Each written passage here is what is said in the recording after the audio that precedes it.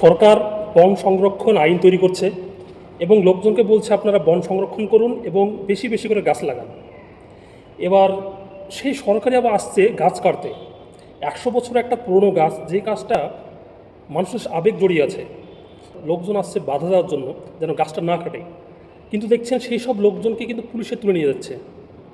তাহলে ভাবুন আমরা কোন দেশে বাস করছি, যেখানে সরকার বলছে বেশি বেশি গাছ লাগান, আবার সেখানে সেই সরকারই এসে গাছ কাটছে এবং আমরা বাধা দিলে আমাদেরকে পুলিশ দিয়ে অ্যারেস্ট করাচ্ছে।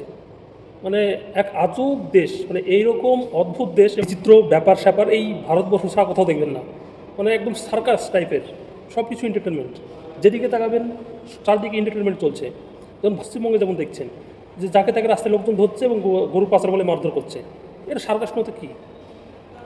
এটা শুধুমাত্র ভারতেই সম্ভব এই সার্কাসের মতো চারদিকে এই জিনিসপত্র দেখা, এই আজব ব্যাপারগুলো দেখা।